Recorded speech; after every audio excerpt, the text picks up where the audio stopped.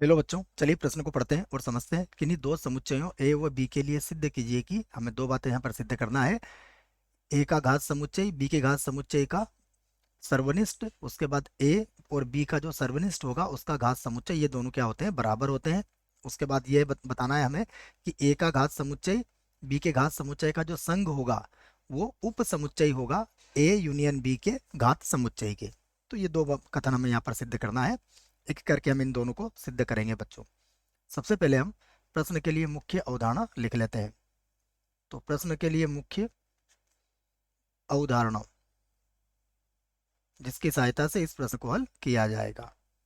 मुख्य अवधारणा में हम ए के घात समुच्चय की बात करेंगे। तो ए का घात समुच्चय, इसे कहते हैं पी ऑफ ए। ठीक है, तो ये ए का घात समुच्चय होता है, पावर सेट ऑफ ए वह समुच्चय होता है। ध्यान रखिएगा, ए का जो घात समुच्चय होगा उसको हम पी ऑफ ए से व्यक्त करेंगे, और ये ए के सभी सभी उप समुच्चयों, ए के सभी, यहां से लिख देता हूं, उप समुच्चयों का समुच्चय होता है। उप समुच्चयों का समुच्चय होता है। ये आप इसकी परिभाषा समझ सकते हैं।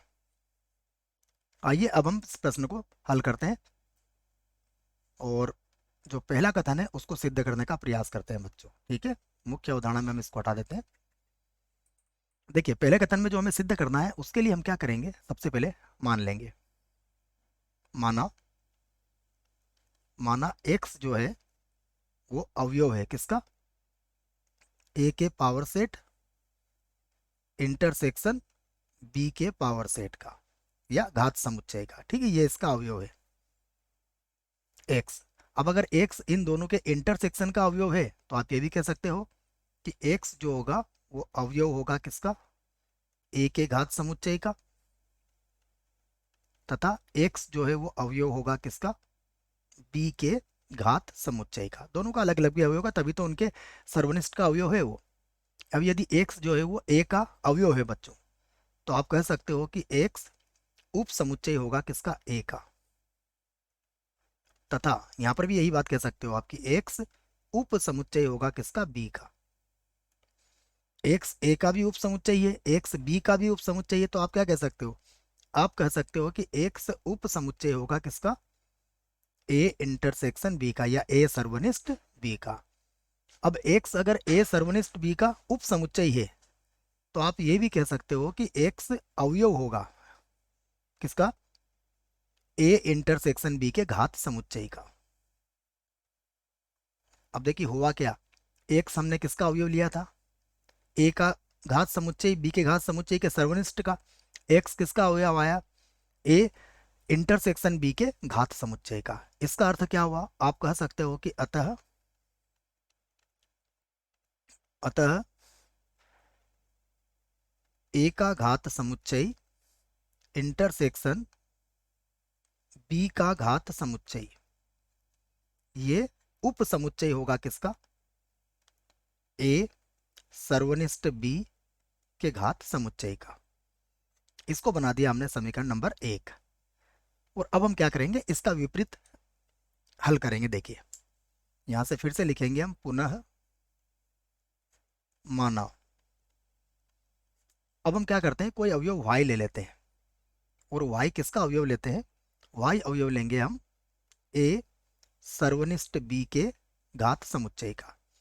अब समझिएगा, y जो हमने इसका अवयव लिया, अगर a इंटरसेक्शन b या a सर्वनिष्ठ b का ये अवयव है तो आप क्या कहोगे कि y उप समुच्चय होगा किसका, a इंटरसेक्शन b का।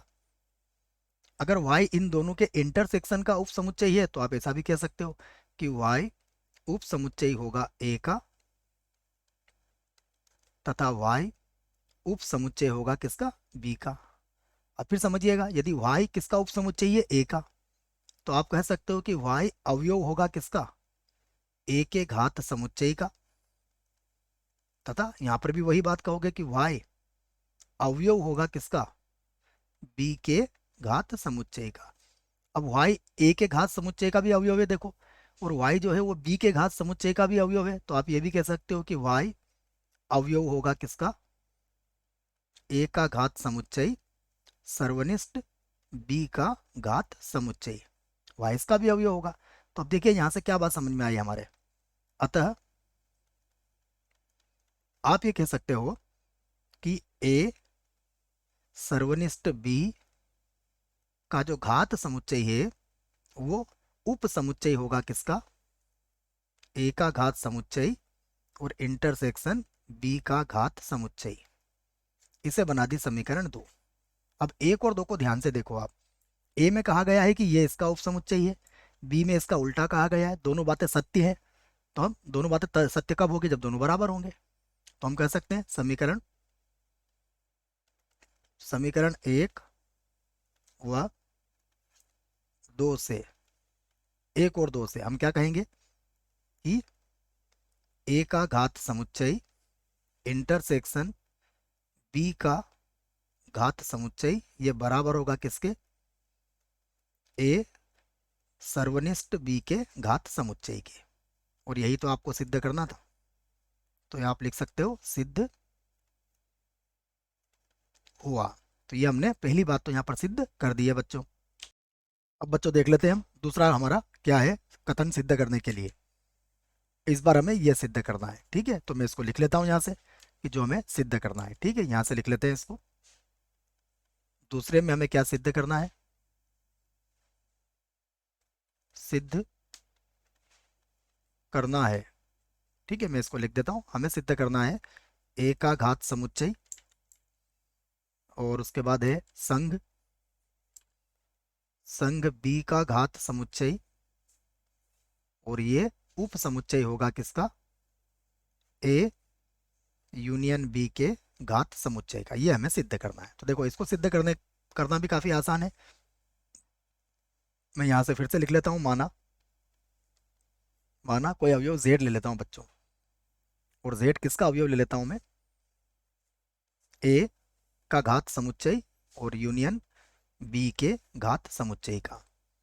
अब अगर z जो है वो इनके दोनों के संघ का अवयव है, तो आप ऐसा भी लिख सकते हो कि z जो है वो अवयव होगा या तो a के घात समुच्चय का, और यूनियन लगा है तो बच्चों यहाँ पर हमें या लिखना पड़ेगा, या z किसका अवयव होगा, z अवयव होगा b के घात समुच्चय का।